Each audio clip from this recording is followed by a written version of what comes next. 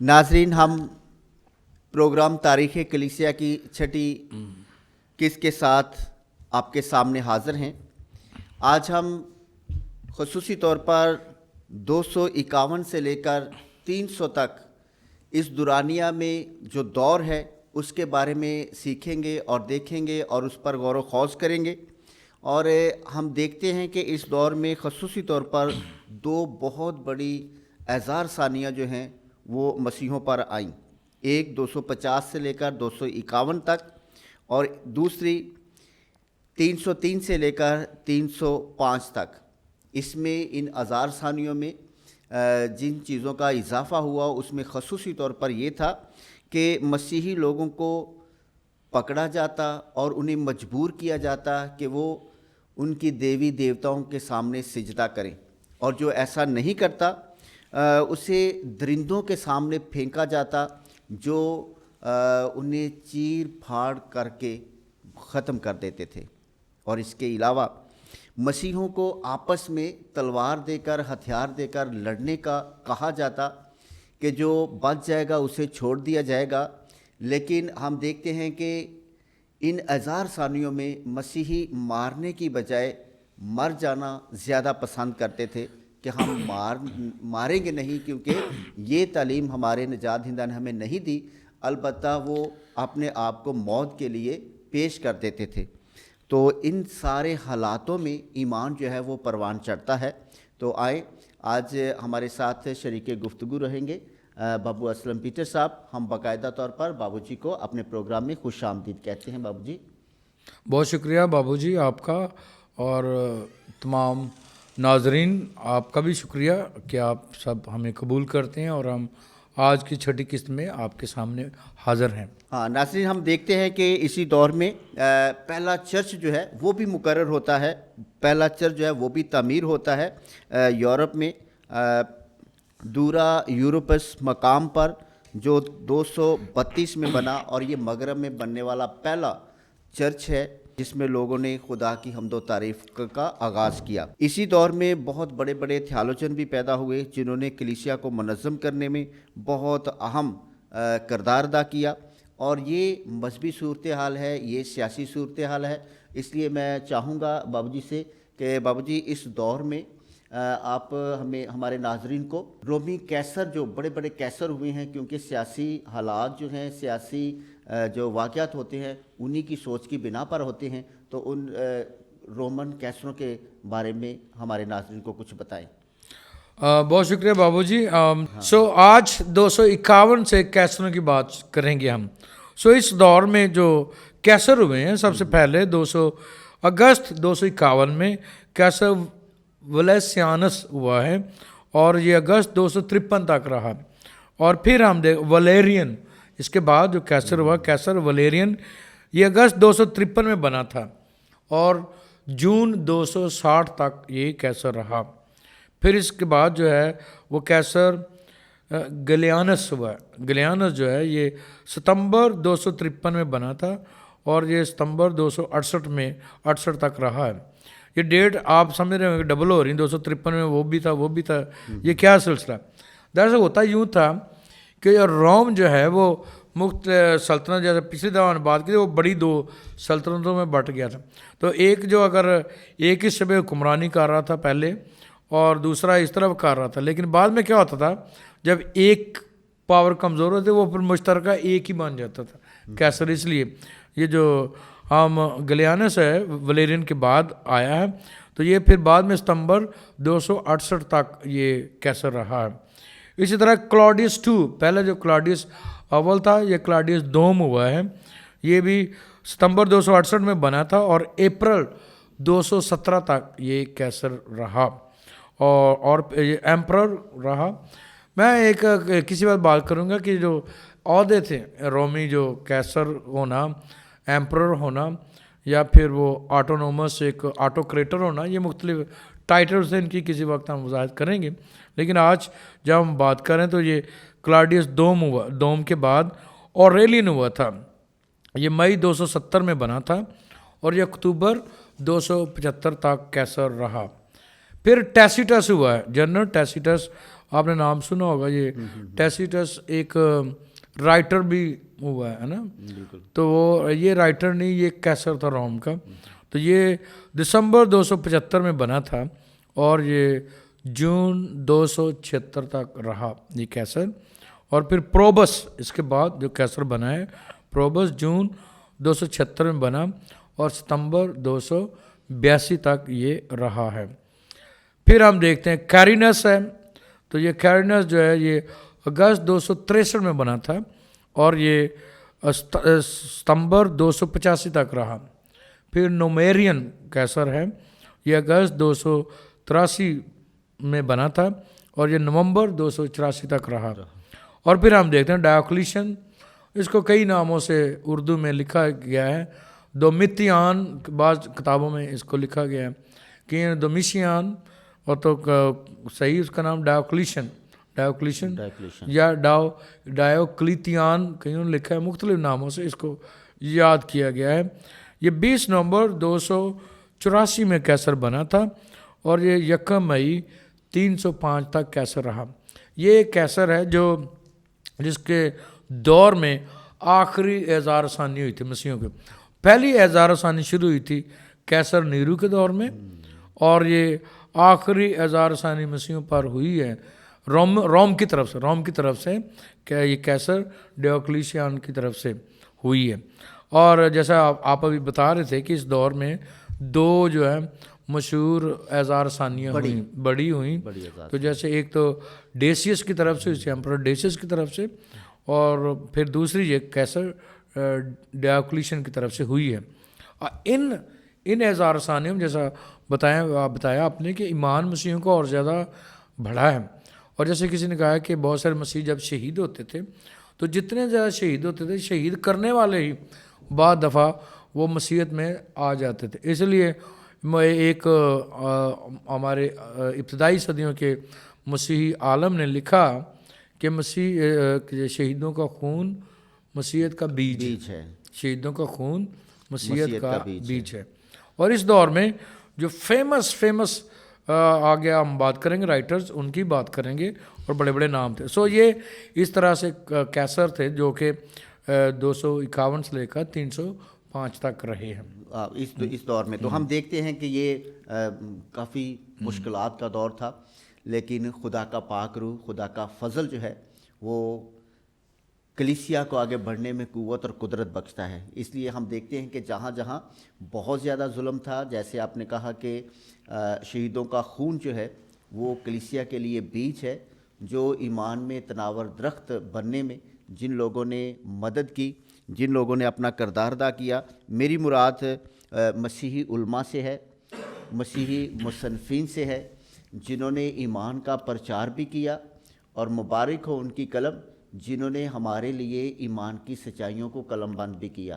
تو میں چاہوں گا کہ بابو جی آپ ہمارے ناظرین کو اس وقت کے یعنی 251 سے لے کر 300 تک اس دورانیہ میں جو اہم ہمارے ایمان کے تشہیر کرنے والے علماء ہیں اور جو مصنفین ہیں، ان کے بارے میں ہمارے ناظرین کو بتائیں. اس دور کے جیسے میں نے کہا بڑے بڑے نام تھے. آپ نے کئی ناموں کو جانتے ہیں، بہت سارے جو کلیسیا کے مورخین ہیں، معلمین ہیں. تو ہیپولائٹس اس دور کا بڑا مشہور ایک رائٹر تھا، ہیپولائٹس آف روم تھا. اور پھر اس کے بعد کائس پریسبیٹر جو تھا، کائس پریسبیٹر آف روم، یہ بھی روم کا تھا، 3 صدی کا، بڑا مشہور ہے. منوشس فیلکس یہ ایک تھا بڑا رائٹر اس دور کا. پھر اوریجن آف الیگزینڈریا، تو اوریجن تو ایک بڑا آپ نام دیکھتے ہیں کہ اس نے بہت سارے کام کیا ہے، بہت سارے اس نے کیا کہتے ہیں کتابیں بھی لکھی جیسا آپ جانتے ہیں. اور اس نے اس دور میں ہم دیکھتے ہیں کہ صحائف کی جو ہے ان کی تشریحات بھی کی، اور پھر ان کے سہ چند مطلب پہلی دفعہ اس نے بیان کیا. سہ چند کا مطلب کیا ہے؟ اس نے کہا کہ کوئی بھی اسکرپچر کا حوالہ ہے یا بائبل کا کوئی بھی حوالہ ہے، اس کو آپ پڑھتے ہیں تو نمبر 1 اس کو لفظی طور پر پڑھیں اور اس کو سمجھیں اس کے لفظ کے اندر کیا ہے، اور دوسرا اس کو کیا لٹرل میننگز کیا ہیں.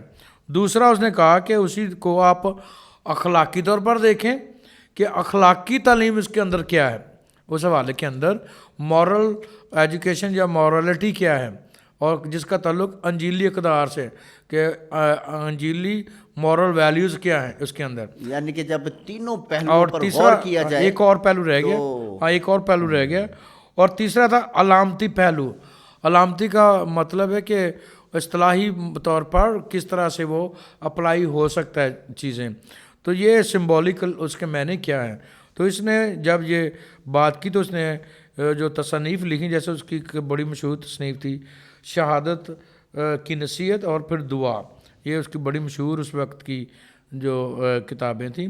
اور پھر اس نے ایک اور بھی لکھی تھی کتاب دی پریچیس بیس اوریجن، جس نے تثلیث پر بات کی اور دنیا کی ابتدا پر بات کی، روح کی مہاجرت پر بات کی، اور تمام مخلوقات کی آخری نجات پر بات کی.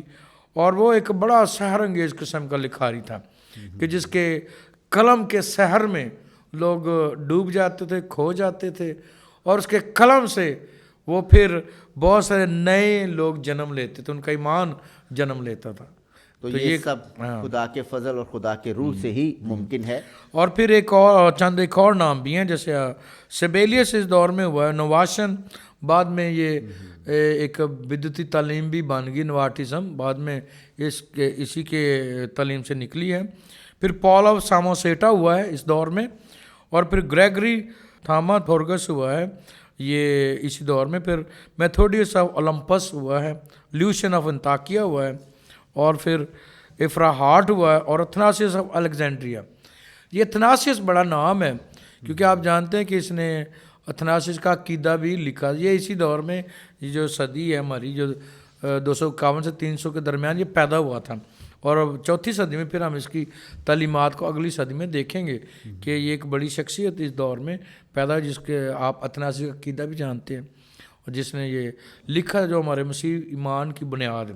تو یہ اس دور کے اہم تھیالوجین، الہیہ دان، مصنفین، لکھاری تھے، جنہوں نے مسیحیت کی روشنی کو اپنے قلم سے، اپنی روح سے، اپنے جذبے سے، اپنے عقل و دانش اور حکمت سے خدا کے روح کی رہنمائی میں پیش کیا. خدا کا شکر ہو. میرے عزیزو، ہم بتاتے چلے کہ ابھی ہم دیکھ رہے ہیں کہ جو دور ہے ابتدائی صدیوں پر مشتمل دور ہے. اس میں ہمارا ایمان ایک ہی خدا کا بیٹا اور ایک ہی اس کی جماعت، یعنی ابھی تک کوئی دوسرا مذہب نہیں ہے. مسیحیت میں ایک ہی مسلک ہے، ایک ہی خدا ہے، ایک ہی خدا کا بیٹا اور ایک ہی جماعت، جسے ہم کیتھولک کلیسیا کہتے ہیں. تو میں جاننا چاہوں گا، جیسے ہم نے یہ تسلسل کے ساتھ شروع کیا ہے کہ پاک کلیسیا کی رہنمائی کے لیے خدا نے اپنے رسولوں کو اختیار دیا، اور اسی اختیار سے کے سبب ہمارے چھپانے والا جو سب سے بڑے کلیسیا کے رہنما ہیں، پاپا اعظم ہیں. تو میں چاہوں گا کہ آپ ہمارے ناظرین کو 251 سے لے کر 300 تک اس دورانیہ میں ہمارے جو پاپا اعظم ہوئے ان کے بارے میں ہمارے ناظرین کو بتائیں. اس دور میں ہم دیکھتے ہیں کہ 251 سے 300 کے درمیان جو ہمارے پاپا اعظم ہوئے ہیں، پہلا مارچ 251 میں بنا تھا اور جون 253 تک رہا. مقدس کورنیلیس یہ پاپا اعظم ہیں اس دور کے، 251 میں بنے تھے.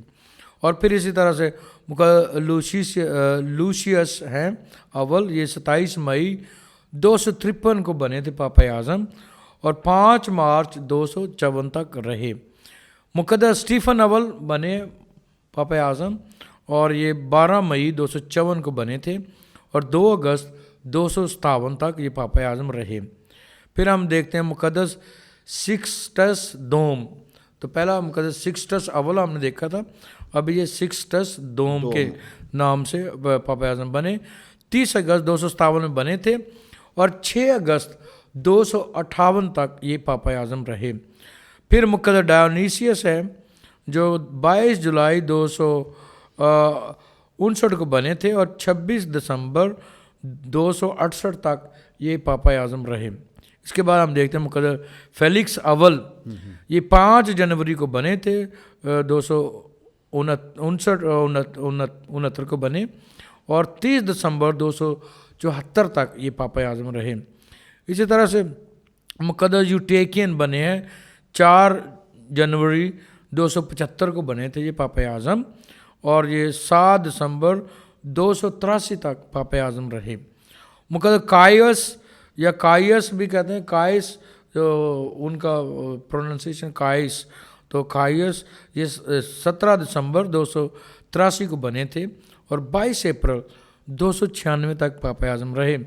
और मुकद्दस मार्सलिनस ये 30 जून 296 को बने और 25 अक्टूबर 300 तक पापा आज़म रहे। अब ये बड़े नाम है, तकरीबन 9 पापा आज़म हुए इस 50 साल दौर में, 9 पापा आज़म हुए हैं इस दौर में। और जैसा आप अभी बता रहे थे कि पापा आज़म, दरअसल कोई भी पापा आज़म जो चुना जाता है और वो ये मुकद्दस पतरस का गद्दीनशीन होता है, और मुकद्दस पतरस जो यीशु का आगे जानशीन है। तो इस तरह से ये एक सिलसिला है जो मुकद्दस पतरस से लेकर आगे बढ़ता आ रहा है इस तीसरी सदी के आखिर तक। तो खुदा का शुक्र हो कि हमारे पापा आज़म मुकम्मल खुदावंद यीशु मसीह यानी खुदा के इख्तियार से क़यामत तक कलीसिया की रहनुमाई करते रहेंगे। बिल्कुल बिल्कुल। तो बाबूजी, मैं जानना चाहूँगा कि इसी दुरानिया में जो बहुत बड़े बड़े वाक़यात हुए, ये सारे वाक़यात जो ईमान के बदौलत ज़हूर पजीर होते हैं, हमारा ईमान है कि ये सब रूल कुद्दस के सबब से है। जैसे मुकद्दस ग्रेगोरी उसको साहिब करामात के लक़ब से जो है वो जाना जाता है, और खुदा इन मुश्किल हालात में, इन कठिन हालात में उतनी ही ज़्यादा कुदरत जो है वो उसका इजहार करता है मुख्तलिफ़ तरीक़ों से। तो मैं चाहूँगा कि इस दुरानिया में अहम वाक़यात के बारे में हमारे नाज़रीन को बताएं। ये जो दौर था, जैसे हम देखते हैं कि एक तो ईमानी तौर पर कई दफ़ा देखा जाता है कि ईमान क्या है। पहले लोग जो हैं वो समझते हैं ईमान ये है यीशु पर ईमान की बात हो रही, और जितने भी मसीही प्रचार करने वाले लोग थे या मसीही हस्तियों को देखते थे लोग, तो वो पूरे दिल से उनकी तरफ रजू करते थे। और जब वो रजू करते थे, जो ईमान फैलाने वाले लोग थे वो और ज़्यादा जोश के साथ, जुर्रत के साथ, दिलेरी के साथ और डीप रूहानियत के साथ ईमान को फैलाते थे। इसलिए हम देखते हैं कि इस दौर में जैसे ओरिजिन ने जो है वो कैसरिया का उस्ताद बना है, इसी दौर में फिर हम देखते हैं जैसे आप अभी जिक्र कर रहे थे कि दूरा यूरोपस में पहला चर्च बना था। तो ये एक ब्रेक थ्रू का मतलब है कि एक आगाज़ है एक नए दौर का, नई इबादत गाह का। देखो पहले तक अभी तक मरकज़ पहले मसीहों का भी हैकल थी यहूदिया, लेकिन सन 70 में हैकल तबाह हो गई। फिर यहूदियों ने क्या किया, उन्होंने मुख्तलिफ सिनेगॉग्स या इबादतखाने शुरू किए। तो अब मसीहों ने, पहले वो डर रहे थे, हज़ार आसानियाँ सह रहे थे, इन्हीं हज़ार आसानियों के दौरान दूरा यूरोपस में पहला चर्च बना, पहला मसीह इबादतगाह बनी है। तो ये एक ब्रेक थ्रू है इस सदी का, तीसरी सदी के इस दरमियाने अरसे में। फिर ग्रेगरी की आप बात कर रहे थे, साहिब करामात, उसको इसलिए कहते थे क्योंकि वो बड़ा एक मिराकुलस शख्स था, बड़े मिरेकल्स करने वाला शख्स था, और उसके मिरेकल्स की वजह से बहुत सारे लोगों ने, पहले तो वो ख़ुद भी तब्दील हुआ है, मसीहत को उसने कबूल किया है, फिर उसके बाद उसको जितने भी लोग हैं वो उन्होंने उसकी पैरवी में मसीहत को अपनाया है, कबूल किया है। फिर हम देखते हैं कि इसी दौर में डायोनीसियस जो सिकंदरिया का बिशप बना था, ये 247 से 264 के दौरानिया में बना। फिर किब्रियानस ये करताजना या कार्थिज का बिशप बना था। ये कार्थिज जो है और सिकंदरिया, ये दोनों अफ्रीका में, सिकंदरिया जो है वो मिस्र में था है, और ये कार्थिज उससे आगे जो शुमाली अफ्रीका में है। ये मसीहत के इब्तदाई दौर के मराकज़ थे, जहाँ पर मसीही इल्म अदब और मसीही जो अंजीली फ़रोग हुआ है, तो बड़ा काम हुआ यहाँ पर, बड़े मरकज़ बने रहे ये। फिर हम देखते हैं कि इसी दौर में, जैसे अभी आप बता रहे, डेसियस कैसर जो था, इसने 250 से 251 में एज़ार सानी की, और एज़ार सानी की बदौलत बहुत सारे मसीहियों को ज़ाहिर तकलीफ़ हुई, लेकिन इसके साथ मसीह ईमान भी फैला है। फिर 260 और 203 के दौरान जो है ये तकरीबन 40 साल का अरसा बनता है। इसी दौर में जो 260 से 303 के दरमियान कोई हज़ार सानी नहीं हुई, लेकिन फिर बाद में कैसर डायोक्लिशियन ने ये इज़हार ثانی शुरू की और इस इज़हार ثانی की वजह से मसीहियों को एक बार फिर परेशानी का सामना करना पड़ा, लेकिन इससे ईमान और ज़्यादा बढ़ा और लोग मसीहत में और ज़्यादा लोग आना शुरू हुए। और ये रोमी हुकूमत की तरफ से या रोमी गवर्नमेंट की तरफ से या रोमी शहनशाहियत की तरफ से आखिरी इज़हार ثانی थी मसीहियों के लिए, क्योंकि बाद में सिनारियो बिल्कुल चेंज हो गया। और फिर इसी दौर में मुक़द्दस एंथनी दी अबाते गोशा नशीन बन गया। ये मुक़द्दस एंथनी जो है कि ये मंक भी इसको कहते हैं, या गोशा नशीन बना, ये अफ्रीका का था। और अफ्रीका में इसकी रूहानियत ने बाद में बहुत सारे आने वाली मजहबी जमातों पर बड़ा गहरा असर छोड़ा, जैसे बेनेडिक्टन्स इसके पर छोड़ा, और जितने भी बाद में राहबाना जमातें बनी हैं उन्होंने इसकी रूहानियत से बहुत कुछ सीखा है। और फिर हम देखते हैं कि इसी दौर में जो कैटाक्यूम्स भी शुरू हुए। कैटाक्यूम्स आप जानते हैं, जो ज़मीन दोज कब्रें थीं जहाँ पर मसीहियों को दफनाया जाता था। ख़ास तौर पर इज़हार ثانی के डर की वजह से कई दफ़ा कब्रों के अंदर वो इबादत भी करते थे और लतूरिया ख़ास तौर पर पाक यूक्रिस्ट को मनाते थे। सो ये एक दौर बड़ा मुश्किल भी था एक तरह से, लेकिन रूहानी और ईमानी तौर पर एक जला बख्शने वाला भी था। मसीही इस दौर में मसीहत ज़्यादा बढ़ी भी। तो मैं नाजरीन का इस सिलसिले में बहुत शुक्रिया अदा करता हूँ। बाबूजी आपका भी शुक्रिया बाबूजी। नाजरीन, हम शुक्रगुजार हैं बाबूजी के इस सैर हासिल गुफ्तगू के लिए। और आखिर में मैं कहना चाहता हूँ कि जो खुसूसी तौर पर बाइबल मुक़द्दस के स्टूडेंट हैं या बाइबल मुक़द्दस की तारीख़ के साथ गहरी दिलचस्पी रखते हैं, उनके लिए मैं बताना चाहता हूँ कि अगर आप यूट्यूब पर जाएं, वहाँ पर history of the Catholic church space देकर कैथलिक टीवी सर्च करेंगे तो हमारे तमाम एपिसोड जो हैं वो आपके सामने आएंगी, ताकि आप बाइबल मुक़द्दस का तारीख़ी पस मंज़र या मसीही कलीसिया का तारीख़ी पस मंज़र जो है उसको अच्छे तरीके से जान सके, क्योंकि ये हमारे आबाओ अजदाद की सच्चाइयाँ हैं। अभी मैं गुजारिश करता हूँ कि हमारे चैनल को सब्सक्राइब करें, लाइक करें, शेयर करें, ताकि खुदा के नाम को जलाल मिले और हम तारीख़ी तौर पर अपने आबाओ अजदाद को जान सकें, उनके ईमानी तजर्बात को जान सकें और ईमान में मजबूत हों। शुक्रिया।